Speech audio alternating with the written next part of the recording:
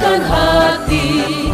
Negeri ini memanggilmu kawan, belajar bergerak berbagi untuk negeri. Wabarakatuh. Perkenalkan, nama saya Henry Firdaus. Saya berasal dari SDN 43 Anokado, Kecamatan Gunung Talang, Kabupaten Solo. Saya merupakan salah satu calon guru penggerak Angkatan 4 dari Kabupaten Solo tahun 2021.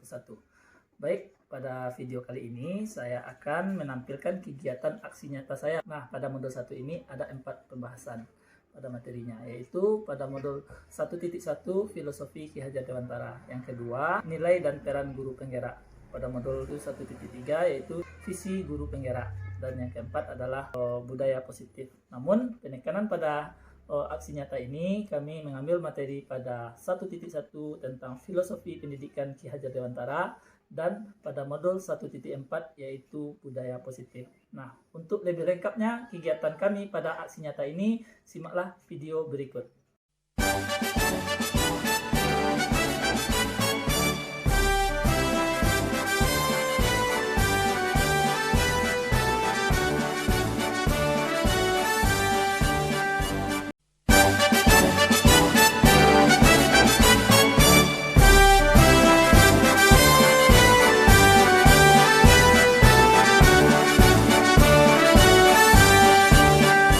Bulatkan tekad, kuatkan hati.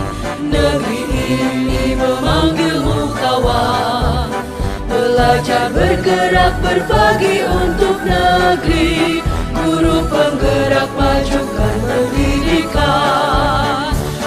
Berikut kami akan mencoba untuk menyelesaikan sebuah kasus dengan metode restitusi. Teman, ya.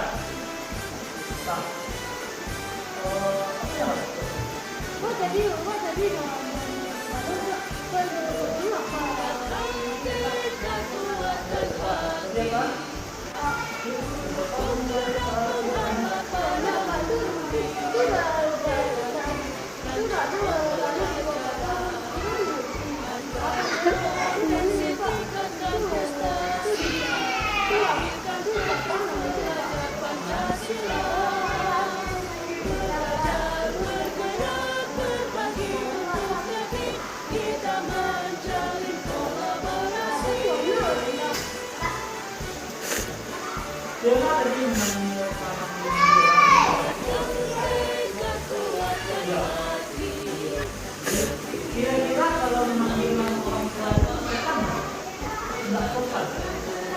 Jadi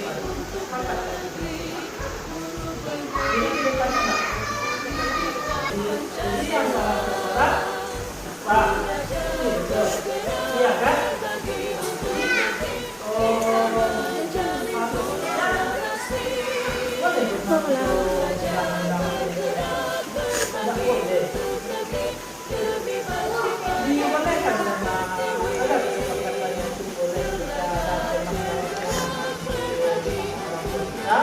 Kita boleh menendang ada. Siapa? Apa yang harus dilakukan? Pertama siapa? Ya, silakan.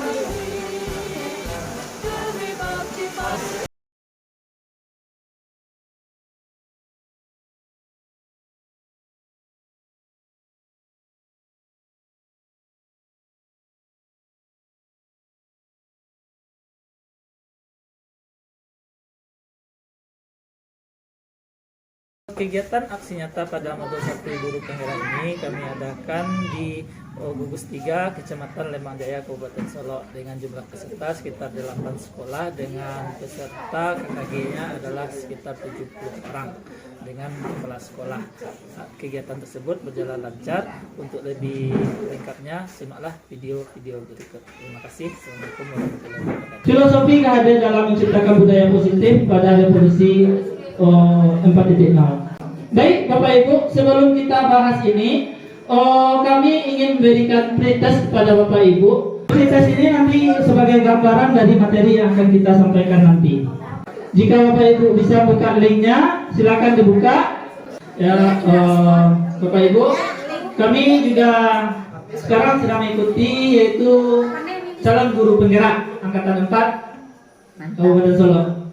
Ya, jadi filosofi KHD ini merupakan bagian dari materi guru penggerak. Itu pertama nanti kita akan bahas tentang filosofi pendidikan Indonesia, Ki Hajar Dewantara. Yang kedua budaya positif, dan yang berikutnya adalah revolusi 4.0 dalam pembelajaran, yaitu kita bentuk dalam portal rumah belajar.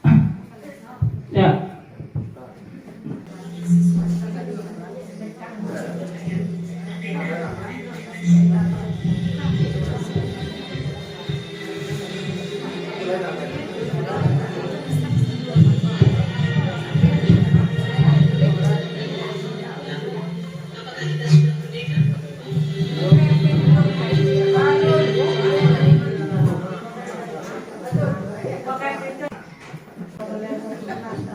Baik Bapak Ibu, itulah video singkat tentang pendidikan pada zaman kolonial.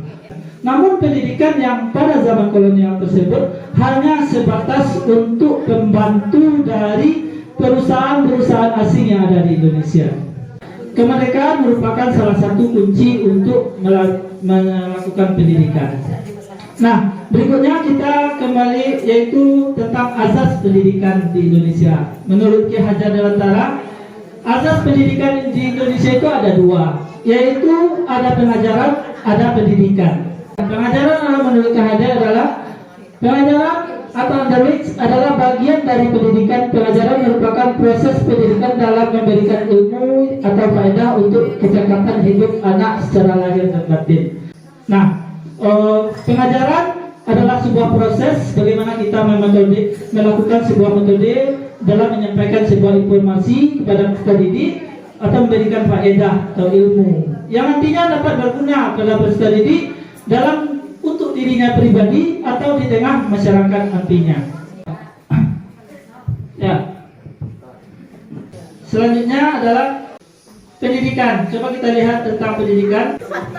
Nah, yaitu pendidikan penting. Memberikan tuntunan terhadap segala kekuatan kodrat. Nah, berbeda nih. Yaitu tadi bagaimana proses pembelajaran, sedang memberikan tuntunan. Bahwasanya pendidikan itu hanya memberikan tuntunan terhadap segala kekuatan kodrat yang dimiliki anak agar ia mampu mencapai keselamatan dan kebahagiaan yang setinggi-tingginya, baik sebagai anggota seorang manusia maupun sebagai anggota masyarakat. Nah, pendidikan adalah tempat bersemayanya benih-benih kebudayaan dalam masyarakat. Nah, pendidikan salah satunya adalah di sekolah, diharapkan menjadi tempat bersemayanya benih-benih nilai-nilai kebudayaan yang ada di masyarakat. Jadi pendidikan itu tidak terlepas dari yang namanya unsur-unsur budaya, kearifan lokal. Tanpa pendidikan, budaya tidak akan berkembang atau punah. Tanpa budaya, pendidikan akan terasa hambar. Banyak masyarakat yang kehilangan kebudayaannya, pendidikannya maju, tapi tanpa nilai-nilai yang ada dalam dirinya, nilai-nilai kemanusiaan.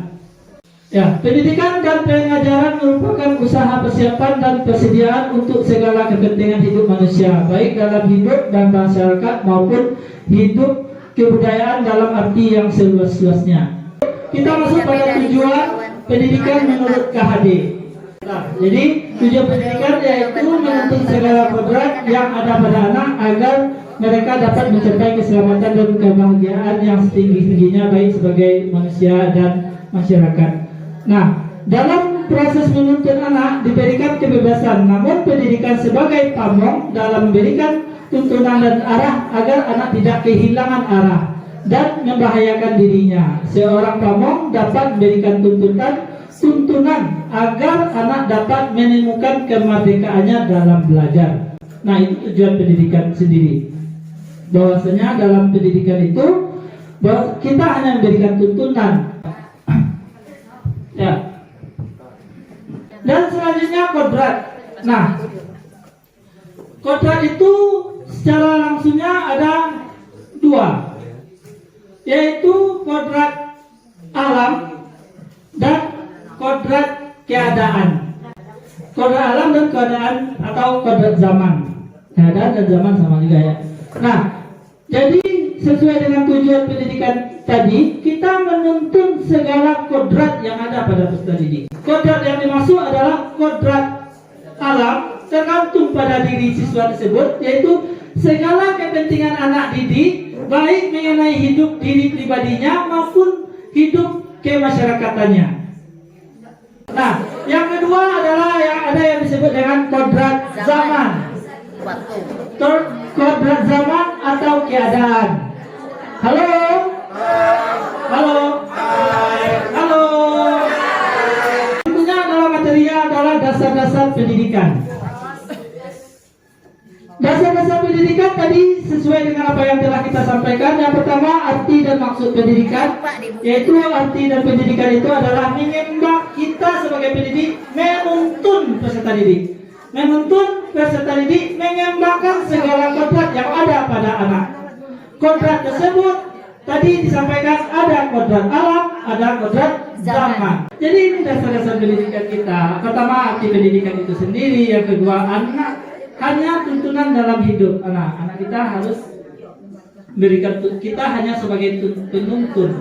Bahwasanya di anak tersebut sudah ada dasar-dasarnya, apakah dasar baik dan dasar buruk. Kalau diibaratkan kata Ki Hajar Dewantara itu pada anak itu ibarat selembar kertas yang sudah ada goresan-goresan, goresan baik dan goresan buruk yang ada pada anak. Nah, tugas guru menuntun goresan yang baik itu semakin timbul nampak dan membaurkan goresan yang buruknya, Ya, dia hilang. sehingga ia hilang. Dan berikut hanya tuntunan dalam hidup. Apakah siswa itu perlu dituntun? Perlu. Nah, ini diidentikan oleh Ki Hajar Dewantara bahwasanya seorang pendidik itu ibarat seorang petani, gitu. Seorang petani, bahwasanya dalam petani itu ia akan menanam yang namanya benih padi, ia akan merawatnya. Ia merawatnya dengan sepenuh hati agar padi tersebut dapat tumbuh, dipupuk, disiangi. Ya, dipupuk dan disiangi, dirawat, diberi air yang cukup, tentu hasilnya akan baik. Begitu juga anak jika diperhatikan, anak itu perlu tuntunan.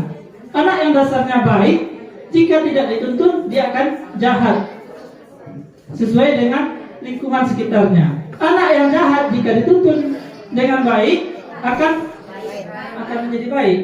Selanjutnya, dasar jiwa anak dan kekuasaan pendidikan. Dan selanjutnya, tabiat yang dapat dan yang tidak dapat berubah. Selanjutnya, nilai dan peran guru. Apa nilai yang ada pada dirinya? Nilainya yang dibentuk terlebih dahulu. Nilai, baru dia berperan. Ada nilai, baru di luarnya ada peran. Nilainya apa? Mandiri, berpihak pada murid, inovatif, kolaboratif seperti sekarang. Selanjutnya reflektif. Setelah ada 5 nilai ini, baru ada di sana yang namanya peran. Apa perannya? Menjadi pemimpin pembelajaran. Selanjutnya, murid dijadikan sebagai pemimpin. Selanjutnya, mendorong kolaboratif. Selanjutnya, menjadi cook bagi guru lain. Nah, Bapak Ibu, itu nilai dan peran guru. Setelah kita, bagaimana kita penerapan dari Ki Hajar Dewantara itu, nilai dan filosofinya, yaitu kita melakukan gerakan. Visi yaitu merencanakan karena adanya nilai dari pendidik untuk melakukan sebuah perubahan. Visi adalah rencana dan cita-cita yang ingin dicapai. Selanjutnya, untuk mencapai visi tersebut, saya menggunakan pendekatan inquiry apresiatif. Pendekatan inquiry apresiatif adalah percaya bahwa setiap orang memiliki inti positif yang dapat memberikan kontribusi pada keberhasilan. Ada 5 langkah untuk pendekatan kontribusi. Bagaimana kita mewujudkan visi yang baik bagi sekolah? Salah satunya kita harus menanamkan setiap warga sekolah memiliki kekuatan dalam meningkatkan mutu sekolah. Tadi ada filosofi, ada visi dan peran. Sekarang masuk budaya positif. Ada game sedikit, mau ikut atau langsung materi? Game. Yang ditambah 3 ditambah 5.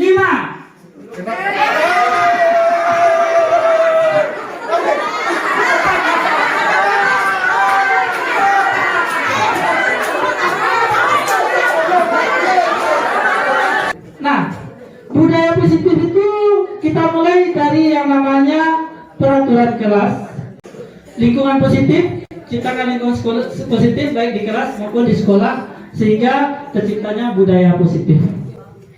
Nah, ini kebutuhan dasar. Ada beberapa hal yang memicu perilaku terhadap anak. Ada 5 hal. Bahwasanya setiap anak butuh cinta dan kasih sayang. Anak yang kekurangan cinta dan kasih sayang akan menunjukkan perilaku yang menyimpang sehingga dia mendapatkan perhatian dari gurunya. Kita sepakat nggak itu? Sepakat nggak Bapak Ibu? Sepakat. Yang kedua, kebutuhan dasar manusia adalah power, kekuatan. Anak tersebut butuh pengakuan.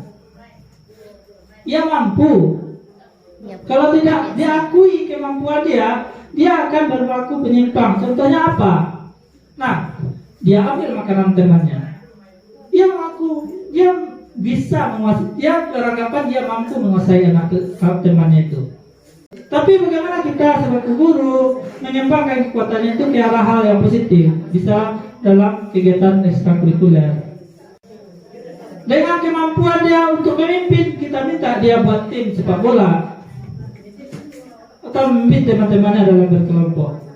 Tapi hal itu jika tidak kita lakukan, tentu dia akan mencari bagaimana ia mengeluarkan kemampuan kekuatannya itu agar diakui.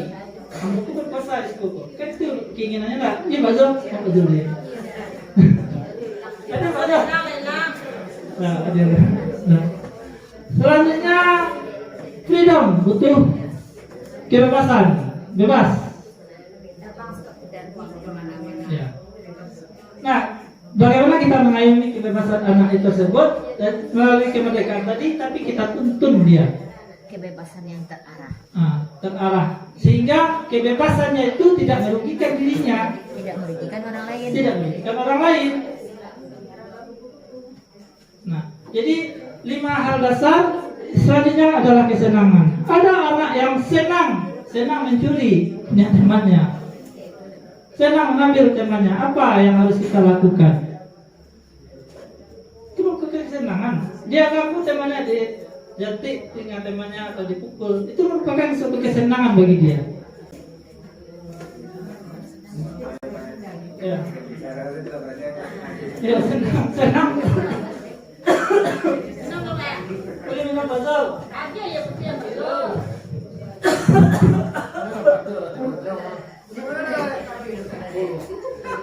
Nah iya ya betul tuh, mana ada ya betul. Ada betul. Ada lagi ya betulnya tuh. Ya, kenapa ya betul? Ayo, jalan. Naik. Kekuasaan.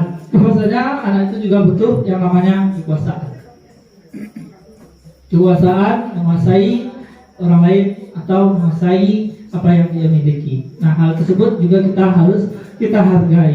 Nah, dengan mengenali kelima kebutuhan dasar ini, sehingga kita dapat memperlakukan anak sesuai dengan kita analisa apa sih yang diinginkan, kebutuhan dasar apa yang ingin dicapai oleh anak tersebut.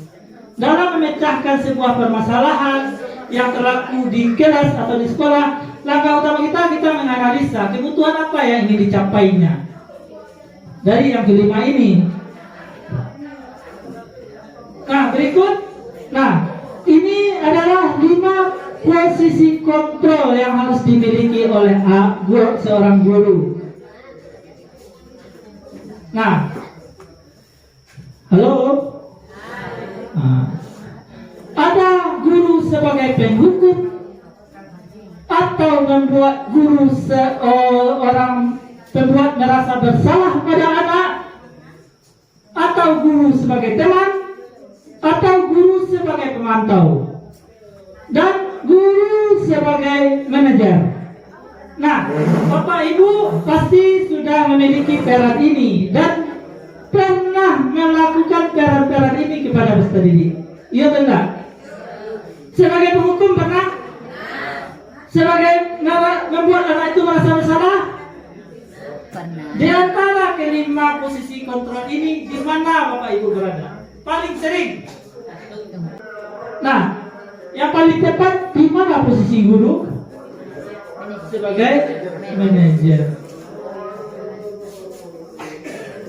Nah, jadi guru harus mampu memberikan sebagai manajerial di dalam kelasnya, bagaimana mengembangkan potensi yang ada pada peserta didik. Mengajukan kerja guru apa? Contoh perbuatannya mengajukan pertanyaan-pertanyaan. Apa yang kita contoh kata guru apa yang kita yakini? Apa yang keyakinan kelas yang telah kita buat? Apa yang bisa kamu kerjakan untuk memperbaiki masalah ini? Nah, apa yang bisa kamu kerjakan? Selanjutnya, menguatkan pribadi. Murid meletakkan dirinya sebagai individu yang positif dalam dunia berkualitas. Bagaimana caranya bisa memperbaiki keadaan, mengevaluasi diri, dan bagaimana cara memperbaiki diri. Nah, jadi mungkinlah budaya-budaya positif yang demikian yang perlu kita kembangkan dalam sekolah kita. Bahwasanya siswa kita merupakan sebuah titipan yang bagaimana kita memberikan goresan-goresan atau memunculkan goresan-goresan baik dan memudarkan goresan-goresan yang buruk pada peserta didik kita.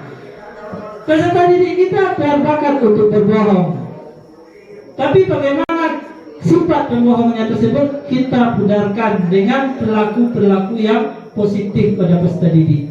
Kalau kita masih tetap sebagai penghukum merasa bersalah, tentu anak akan menghindar dari setiap kesalahannya.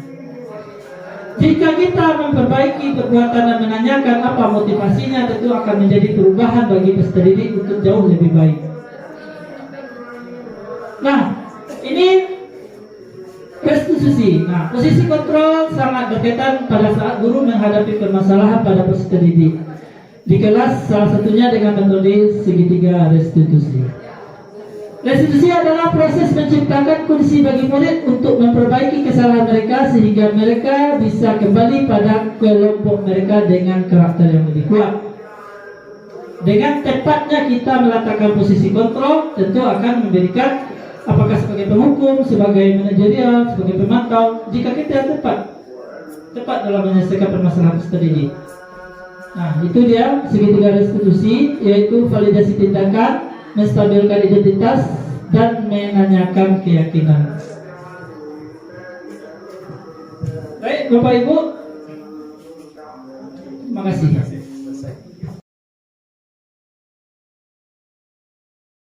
Assalamualaikum warahmatullahi wabarakatuh. Perkenalkan, saya Kepala Sekolah SD Negeri 43 Anokado Talang. Setelah saya mengamati berbagai program guru penggerak di SD Negeri 43 Anokado Talang bersama Bapak Henry Firdaus dan Dalla Firman di kelas 4 dan kelas 6, telah memberikan perubahan pada kelas tersebut tentang budaya positif di bidang keagamaan dan kebiasaan baik siswa. Kami sangat mendukung program tersebut. Semoga dapat dilanjutkan dan dikembangkan di kelas-kelas lainnya. Terima kasih. Salam Guru Penggerak. Assalamualaikum warahmatullahi wabarakatuh. Perkenalkan, nama saya Reki Afero, mengajar di kelas 2 SD Negeri 43 Anokado Talang. Setelah kami melihat praktek nyata guru penggerak di kelas 4 dan kelas 6 bersama Bapak Henry Firdaus dan Bapak Dalla Firman, kami melihat banyak budaya positif yang diprogramkan di kelas 4 dan kelas 6. Kami tertarik untuk mencobanya di kelas kami. Semoga program guru penggerak semakin menggeliat mutu sekolah SD Negeri 43 Anokado Talang. Sekian, terima kasih. Salam guru penggerak. Assalamualaikum warahmatullahi wabarakatuh. Perkenalkan, saya Risma Linda. Saya mengajar di kelas 5 SDN 43 Anokado Talang. Saya adalah rekan dari Bapak Henry Firdaus dan Bapak Dalla Firman selaku calon guru penggerak. Setelah kami melihat praktek nyata calon guru penggerak di kelas 4 dan kelas 6 bersama Bapak Henry Firdaus dan Dalla Firman, kami melihat banyak budaya positif yang dapat diprogramkan di kelas 4 dan 6 ini. Jadi kami tertarik untuk mencobanya di kelas kami. Semoga program guru penggerak semakin menggeliatkan mutu di sekolah SDN 43 Anokado Talang. Terima kasih. Assalamualaikum warahmatullahi wabarakatuh. Warahmatullahi wabarakatuh. Perkenalkan, saya bernama Mafaliza, mengajar di kelas 2. Setelah kami melihat praktek nyata dari guru penggerak di kelas 4 dan kelas 6 bersama Bapak Henry Firdaus dan Dalla Firman, kami melihat banyak budaya positif yang diprogramkan di kelas 4 dan kelas 6. Kami tertarik untuk mencobanya di kelas. Semoga program guru penggerak semakin meningkatkan mutu sekolah SD Negeri 43 Anokado Talang.